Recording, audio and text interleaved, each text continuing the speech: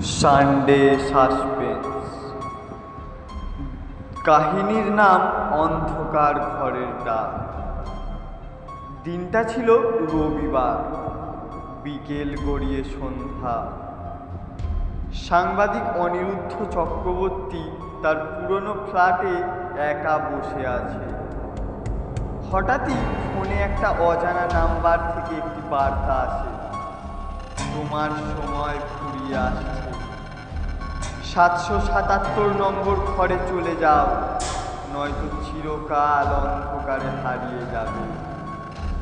শুরুতে অনিরুদ্ধ এটাকে কোনো বোকা কৌতুক ভেবে উড়িয়ে দেয়, কিন্তু এরপর যখন লাইট ফ্ল্যাশ করতে শুরু করে, ঘড়ির কাঁটা ঘুরে পেছনের দিকে যেতে থাকে, তখন সে বুঝতে পারে কিছু অস্বাভাবিক ঘটছে।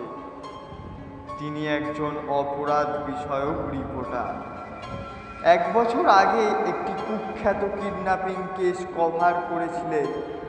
ডাক্তার অনুপ ঘোষাল নামের একজন ব্যক্তিকে অপহরণ করা হয়, যার সন্ধান আজও মেলেনি। অনিরুদ্ধ সেই কেসে একটি বড় রিপোর্ট প্রকাশ করেছিল, যার জেরে অনুপের পরিবার প্রচণ্ড চাপে পড়ে যায়। তবে কেসটা ধামাচাপা পড়ে যায় হঠাৎই, আর এখন সেই কেসের একটা ছায়া যেন ফিরে এসেছে।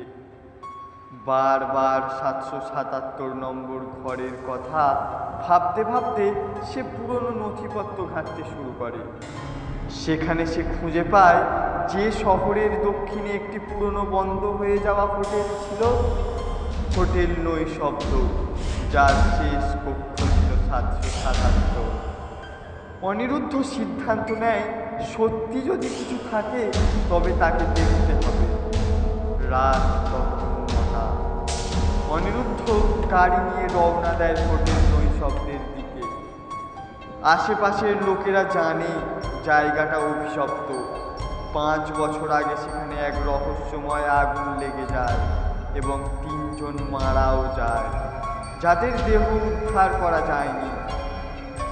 হোটেলের মূল ফটকটা তালাবদ্ধ, কিন্তু অনিরুদ্ধ জানে সত্য খুঁজে পেতে কখনো কখনো আইন ভাঙা যায়। সে দেওয়াল টপকে ঢুকে পড়ে। হোটেলের ভিতরে এক আতঙ্ক জাগানিয়া স্তব্ধতা। পায়ের শব্দ প্রতিধ্বনিত হয় দেওয়াল জুড়ে।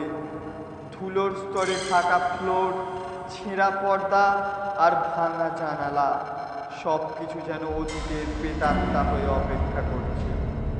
777 নম্বর ঘরটি হোটেলের শেষ মাথায়।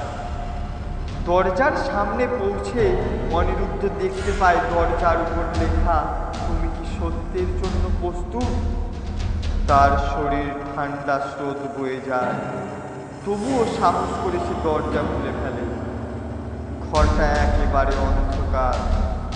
টর্চ জ্বালিয়ে সে চারপাশে তাকায়। হঠাৎ টেবিলের উপর রাখা পুরনো রেকর্ডার বেজে ওঠে। যদি সত্যি জানতে চাও তবে নিজের মুখোমুখি হও, অতীত ফিরে এসেছে। এক ঝলক বিদ্যুৎ চমকে ওঠে, টর্চ নিভে যায়, তারপরই ভেসে আসে একটি কর্কশ হাসি। তুমি আমাকে ভুলে গেছো অনিরুদ্ধ, কিন্তু আমি ফিরেছি। ঘরের কোণে একটি আয়না রাখা। হঠাৎ তাতে নিজের প্রতিবিম্বের বদলে সে দেখতে পায় অনুপ ঘোষালের মুখ, ফোলা চোখ, রক্তাক্ত কপাল। তুই আমার বিরুদ্ধে রিপোর্ট করেছিলি, তুই জানতিস না আমার গুম হওয়ার পিছনে কে ছিল? আয়নায় অনুপ বলে ওঠে। অনিরুদ্ধ কাঁপতে থাকে, তুমি কি বলতে চাইছো? ঘরের দেওয়াল জুড়ে ভেসে ওঠে ছবি, একটার পর একটা অপরিচিত মানুষের, যাদের প্রত্যেকেরই কিছু না কিছু রহস্যজনক মৃত্যু হয়েছে। তার পাশেই একটি চিহ্ন, একটি ত্রিকোণ, যার ভিতরে চোখ আঁকা।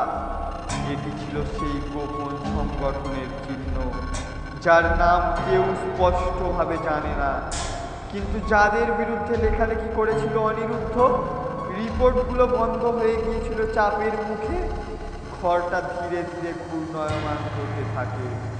অনিরুদ্ধ মনে করতে থাকে, সে নিজে এক সময় টাকা নিয়ে কেসের আসল তথ্য গোপন করেছিল। অনুপকে সে মিথ্যে খুনের অভিযোগে দোষী হিসেবে তুলে ধরেছিল। ঘর যেন সত্যের আদালত। ভেসে ওঠে লেখা, এখানে সত্যই শাস্তি দেয়। এক সময় সে চিৎকার করে ওঠে, আমি দোষী, আমি সত্যি লুকিয়েছিলাম। ঘর হঠাৎ স্থির হয়ে যায়, দরজা খুলে যায় নিজে থেকেই। সে দৌড়ে বেরিয়ে আসে, বাইরে বেরিয়ে দেখে সকাল হয়ে গেছে। পুলিশ হোটেলের ভিতরে তল্লাশি চালিয়ে পায় একাধিক অজানা মৃতদেহ এবং অনুপ ঘোষালের হাড়গোড়। ঘর 777-এ একটি ক্যামেরার ভিডিও মেলে, যাতে অনিরুদ্ধের স্বীকারোক্তির রেকর্ড হয়ে গেছে।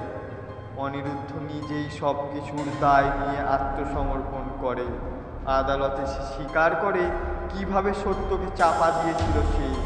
তবে একটা প্রশ্ন থেকেই যায়, হোটেল নৈশব্দ, যা 5 বছর আগে আগুনে পুড়ে ছাই হয়ে গিয়েছিল, তা কিভাবে আবার দাঁড়িয়েছিল? আর 777 নম্বর ঘর, পুলিশের রিপোর্ট বলছে সেখানে কোনো ঘরই ছিল না।